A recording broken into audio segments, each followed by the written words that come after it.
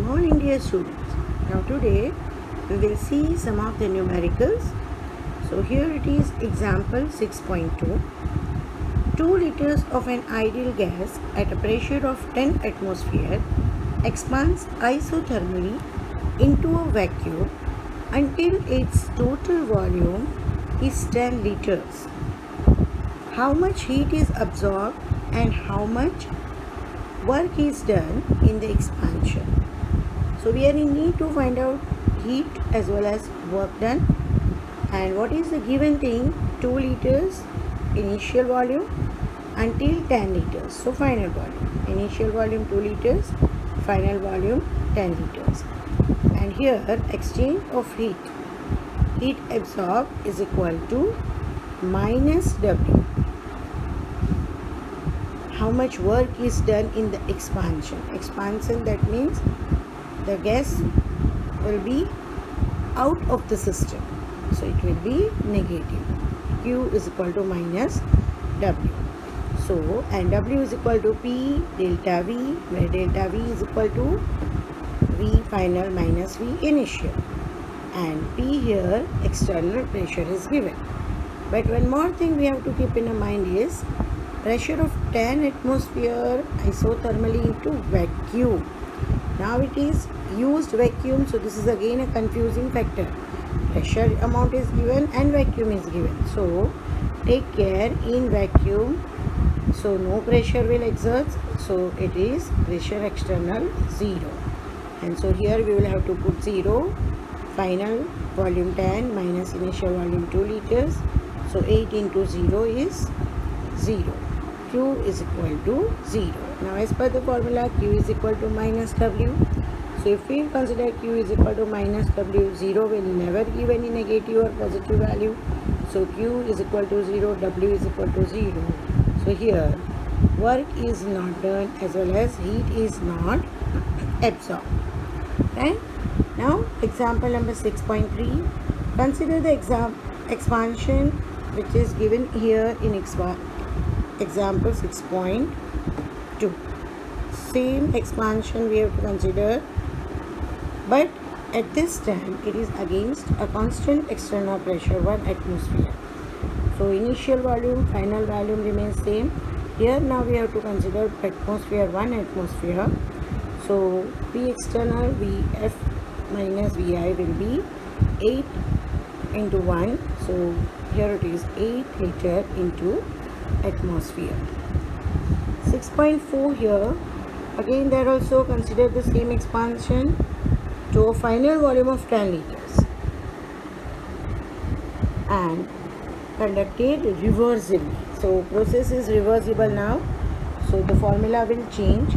What is the reversible process formula? We know now that Q is equal to minus W, and for volume reversible process it will be minus 2.303 nRT log V final upon V initial.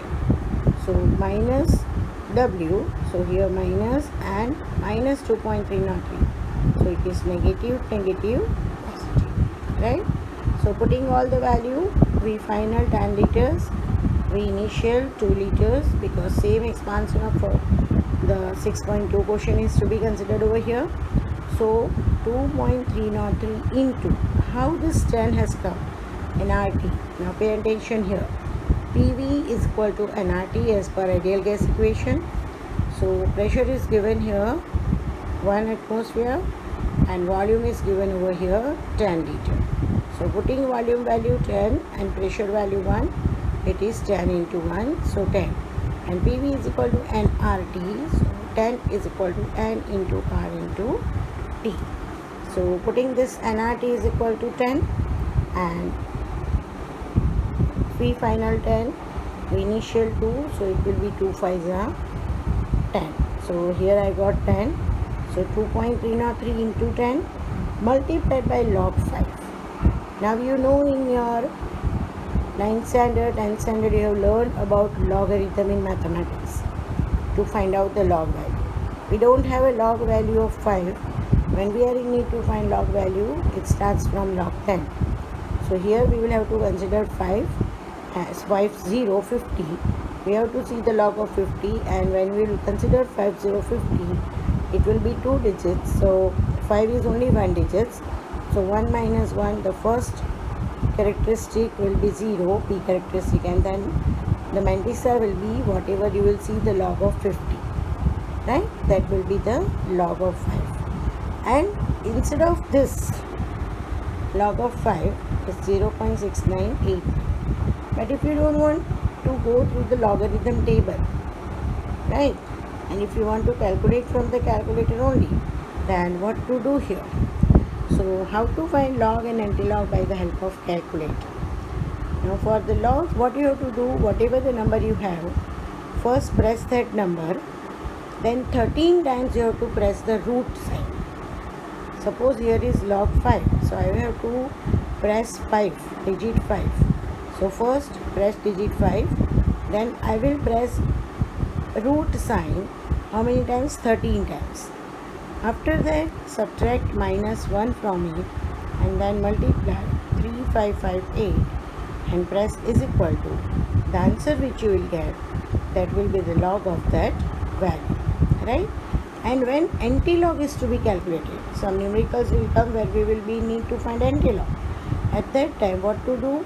Whatever the antilog number is there, along with the decimal we have to write, then divide that number by 3558, add 1 to it, and after that what you have to do, simultaneously multiply equal to 13 times, and you will get the answer.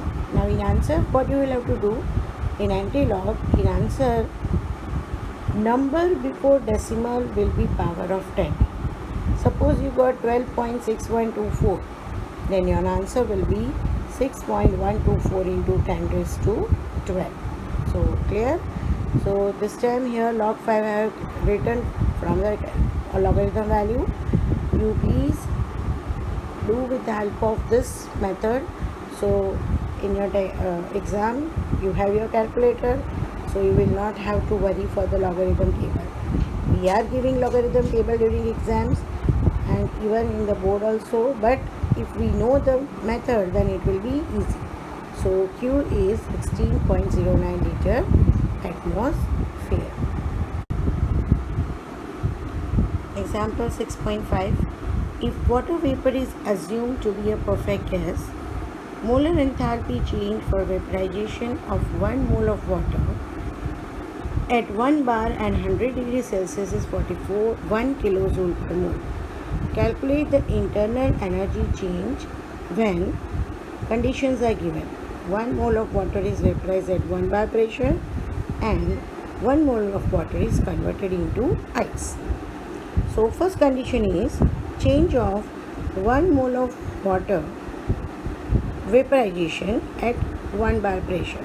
So when water is given pressure and it is to be vaporized, then liquid water will start converting to gases. And now here delta H is equal to delta U plus delta Ng RT. What is given to us? Enthalpy change is already given to us, 41 kilojoule per mole. R 8.3 joule per mole into Kelvin. Temperature 100 degrees Celsius is given to us, so we will have to convert it to Kelvin. So plus 273, it will be 373 Kelvin. Now as per the formula, we need delta Ng. So we will have to calculate from reactant and product. So delta Ng is equal to number of moles of product into gaseous molecule minus number of mole of reactant of gaseous mole. So here looking to this, in the product it is gaseous, but in reactant it is liquid. So product 1 mole and reactant liquid, so 0. So delta Ng will be 1. Putting this value here and R value as well as T value, we will get 41 kilojoule per mole minus 3.096 kilojoule per mole. Now here see, R is 8.3 joule per mole Kelvin, but here the value is given in kilo, so it is to be multiplied 10 raised to minus 3. And your delta U, change in internal energy, is 37.9 904 kilojoule per mole. Second condition is, what is the second condition here? 1 mole of water is converted into ice. So now 1 mole of water is converted to solid, ice. Now when it is converted to solid, so change in volume will be very, very negligible. So P delta V is equal to delta Ng RT is very near to 0 because it is converted to solid. So enthalpy is nearly to internal energy, and as internal enthalpy is given 41 kilojoule per mole, so internal energy change won't be there because of the solid formation, so it will be the same as enthalpy. The next example is 6.6.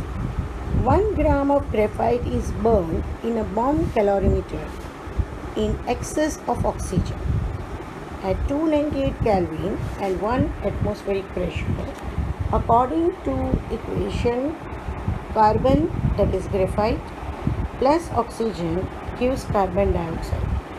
During the reaction, temperature rises from 298 Kelvin to 299 Kelvin. If the heat capacity of the bomb calorimeter is 20.7 kilojoule per Kelvin, what is the enthalpy change for the above reaction at 298 Kelvin and 1 atmospheric pressure? What is asked? Enthalpy change. So now let us see what is given to us. T1 is given 298 Kelvin, to T2 is 299 Kelvin. So what is change in delta? What is change in temperature? That is delta T. T2 minus T1, that is 1 Kelvin. Mass is given 1 gram of graphite. Pressure is 1 atmosphere. Delta H is to be calculated.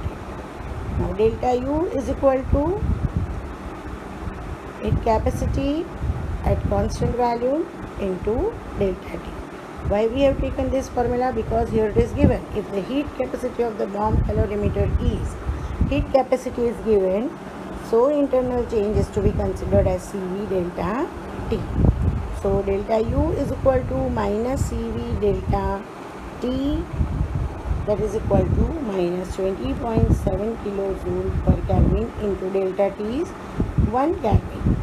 So delta U is minus 20.7 kilojoule. This is for 1 gram, right? Now actually the atomic mass of the carbon is 12 gram. So for 1 mole, that is for 12 gram per mole, minus 20.7 kilojoule into 12 gram per mole upon 1 gram will give us minus 2.48 into 10 raised to 2 kilojoule per mole delta U. Now delta U is equal to delta H plus delta Ng RT, and delta U is equal to delta H. Why? Because there is no change in number of moles. Number of moles remains the same because 12 gram is equal to 1 mole. So delta U is equal to delta H, and delta H, that is enthalpy change, will also be minus 2 into 2.48 into 10 raised to 2 kilojoule per mole. Now this is the textual exercise question 6.8. The reaction of cyanide NH2Cl solid form with, this is ammonium cyanide, with dioxygen was carried in a bomb calorimeter, and internal change delta U was found to be minus 742.7 kilojoule per mole at 298 Kelvin. Calculate enthalpy change for the reaction at 298 Kelvin. The reaction is given ammonium cyanide in a gaseous form plus 3/2 oxygen in a gaseous form. A gaseous form gives nitrogen gas, carbon dioxide gas, and H2O water. Now already delta U is given, temperature is given, delta H is to be calculated. So delta H is equal to delta U plus delta Ng RT. Now here temperature is given, R is constant, delta U is with us, but delta Ng is to be calculated. So delta Ng is equal to number of moles of product into gaseous form minus number of moles of reactant into gaseous form. So here in the reaction, product is gaseous. This is liquid, so we will not consider it. So 1 mole plus 1 mole, that is 1 plus 1, 2. On the reactant side, this is gaseous, so 1 mole, and this is also gaseous, 3 by 2. So reactant side 1 plus 3 by 2. Now here 1 plus 3 by 2, considering 2 as LCM, multiply here, 2 ones are 2, plus 3 plus 2, 5 by 2. 5 by 2 will be 2.5. So 2 minus 2.5 will be minus 0.5 is your delta and G. Put it over here and put the value of 8.314 into 10 raised to minus 3, because kilojoule per mole Kelvin for R, and K, that is the temperature, and calculate the value. Your enthalpy will be, change in enthalpy will be minus 743.9 kilojoule per mole. And the next question is 6.9 exercise question. Calculate the number of kilojoule of heat necessary to raise the temperature of 60 gram of aluminium from 35 to 55 degrees Celsius. Here we need to calculate amount of heat which is needed for 60 gram of aluminium from 35 degrees Celsius to 55. And the molar height capacity of aluminium is given 24 joule per mole Kelvin. So molar heat, that is C, is given 24 joule per mole Kelvin. Mass is 60 gram. Aluminium, so atomic mass is 27 gram per mole. T1 is 35, so convert to Kelvin, 308. Same for T2, 55 plus 273, 328. Delta T is T2 minus T1, that is 20 Kelvin. Now for 27 gram per mole aluminium to raise 1 Kelvin temperature is required 24 joule per mole Kelvin heat, right, as per the specific heat given. So for 1 gram aluminium, the amount heat given is, specific heat for 1 gram is 1 gram into 24 joule per mole Kelvin upon 27 gram per mole, that will give us 24 joule per Kelvin upon 27 gram. Now it is asked what amount of heat is required. So heat Q is equal to given mass into change in temperature into heat capacity. So 60 gram multiplied by 20 Kelvin multiplied by 24 joule per Kelvin, right, upon 27 gram. So gram cancel here, Kelvin cancel. So what is happening over here? 1200 into 24 joule per 27 will give 1066.7 joule, right? If it is to be converted into kilojoule, it will be 1.07 into kilojoule heat is required. The question is how much kilojoule of heat necessary. Kilojoule is asked, so it is necessary to convert into kilojoule, right? Thank you.